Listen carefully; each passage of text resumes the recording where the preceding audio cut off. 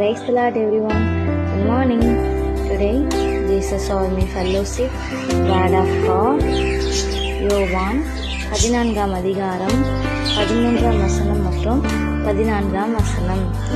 நீங்கள் என் நாமத்தினாலே எதை கேட்பீர்களோ குமாரனின் பிதா மகிமைப்படும்படியாக அதை செய்வேன். என் நாமத்தினாலே நீங்கள் எதை கேட்டாலும் அதை நான் செய்வேன். கர்த்தருடைய நாமத்துக்கு மகிமை உண்டாவதாக. இந்த வீடியோ பார்த்து தெரிஞ்சிருக்க தேவனுடைய பிள்ளைகளை, இந்த வேலையில கூட நான் என்ன செய்கிறது, எனக்கு எதை பண்ணாலும் தோல்வியாக முடிகிறது, எனக்கு மட்டும் ஏன் இப்படி ஒரு காரியங்கள் நடக்கிறது என்று சொல்லி கொண்டிருக்கீங்களா?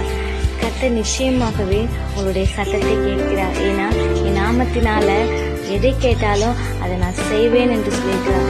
தேவனுடைய நாமத்துக்கு மகிமை உண்டாவதாக என்று சொல்லி, இசப்பா உமக்கு சித்தமானா இந்த காரியத்தை எனக்கு நடப்பீங்கன்னு சொல்லிட்டு அவருடைய சித்தத்துக்கு ஒப்பு கொடுத்து நீங்கள் உங்களுடைய விண்ணப்பங்களை வைத்தீர்களானா கர்த்தர் நிச்சயமாகவே கேட்டு அதற்கு பதில் கொடுப்பார். அது மட்டும் இல்லாமல் உங்கள் தேவைகள் என்னவென்று அவர் உங்கள் உள்ளம் தெரியுங்களே ஆராய்ந்து அறிந்திருக்கிறார். நீங்கள் எதை குறித்து சோர்ந்து போகாதீங்க, கலங்கி கொண்டிருக்காதீங்க.